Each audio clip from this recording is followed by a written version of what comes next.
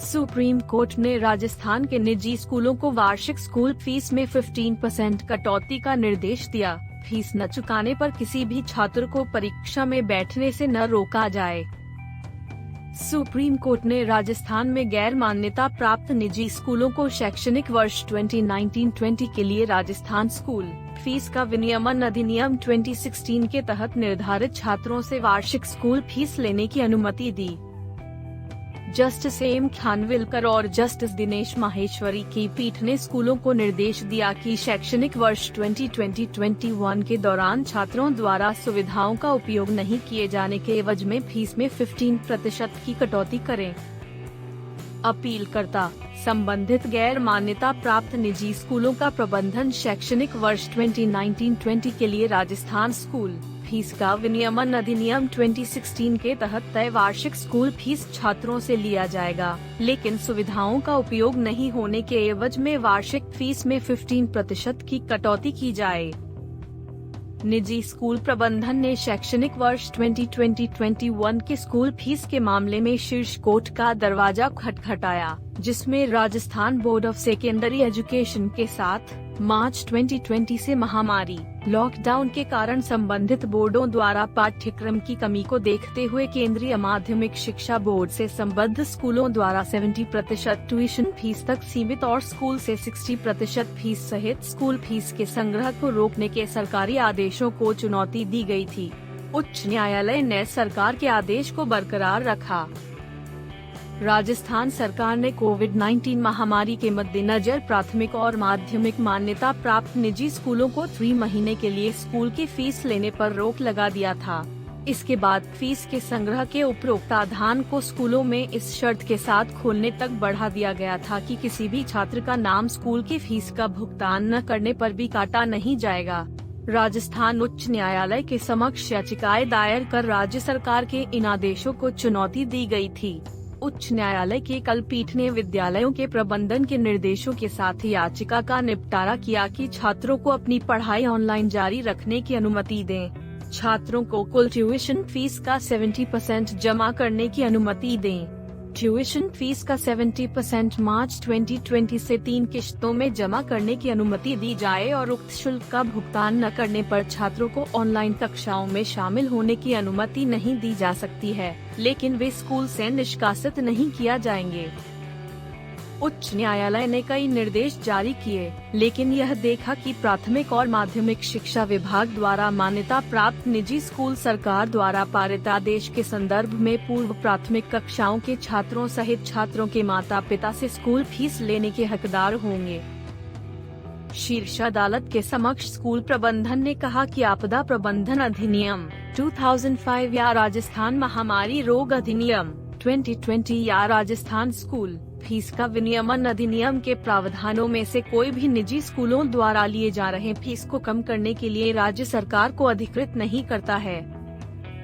यह कहना एक बात है कि राज्य गैर मान्यता प्राप्त निजी स्कूलों की फीस संरचना को विनियमित कर सकता है ताकि यह सुनिश्चित किया जा सके कि स्कूल 101 प्रबंधन मुनाफाखोरी और व्यवसायीकरण में लिप्त न हो, लेकिन इस शक्ति के आड़ में विनियमन की रेखा को पार नहीं कर सकता है।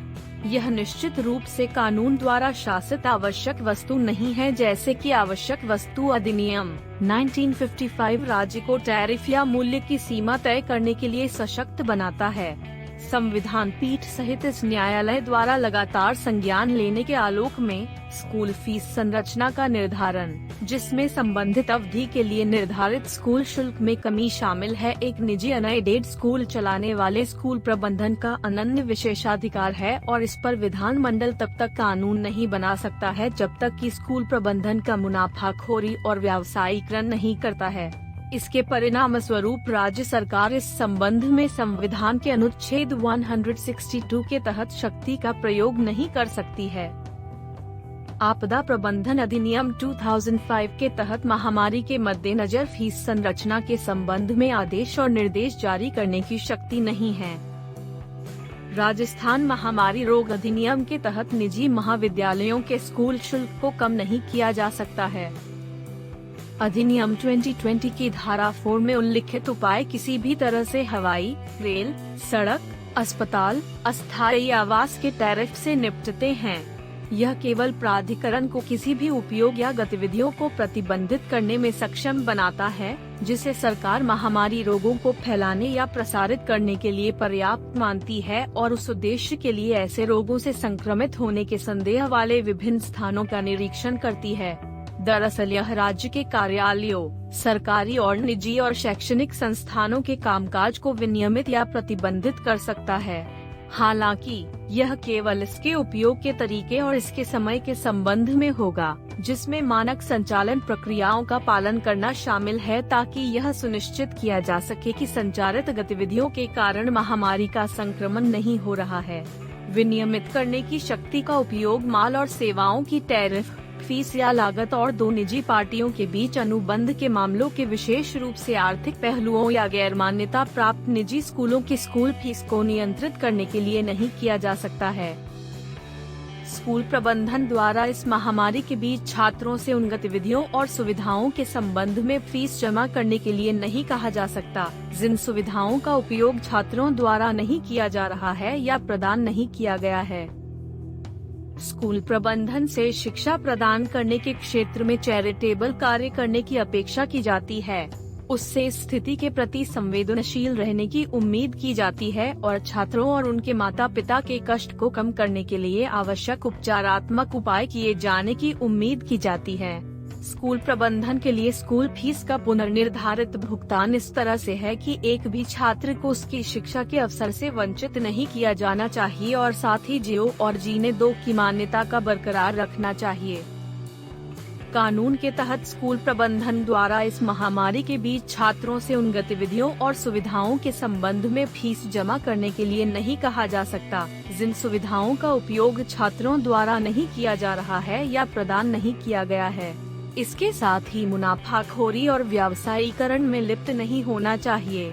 इसके लिए न्यायिक नोटिस भी जारी किया जा सकता है, क्योंकि पूर्ण लॉकडाउन के कारण स्कूलों को शैक्षणिक वर्ष 2020-21 के दौरान लंबे समय तक खोलने की अनुमति नहीं दी गई थी।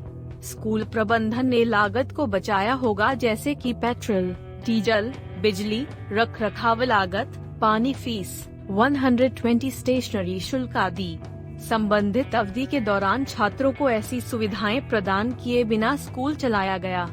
सटीक, तथ्यात्मक अनुभवजन्य डेटा को इस तरह से बचत के बारे में दोनों ओर से सुसज्जित किया गया है कि स्कूल प्रबंधन द्वारा व्युत्पन्न या लाभ किया जा सकता है। गणितीय या सटीकता दृष्टिकोण के बिना हम मानेंगे कि स्कूल प्रबंधन ने स्कूल द्वारा निर्धारित वार्षिक स्कूल फीस का लगभग 15% बचाया होगा। हम यह मानते हैं कि स्कूल प्रबंधन की स्कूल द्वारा निर्धारित वार्षिक स्कूल फीस का लगभग 15% बचत हुई होगी। इसलिए गैर मान्यता प्राप्त निजी स्कूलों के फीस में 15% कटौती करने का आदेश दिया गया है। शैक्षणिक संस्थान शिक्षा प्रदान करने और चैरिटेबल का काम कर रहे हैं। उन्हें ऐसा स्वेच्छा से और लगातार करना चाहिए। इसलिए स्कूल प्रबंधन द्वारा अधिक फीस लेने पर अकादमिक वर्ष 2020-21 के लिए वार्षिक स्कूल फीस का 15% मुनाफाखोरी और व्यावसायीकरण का मामला होगा। Thank you for watching.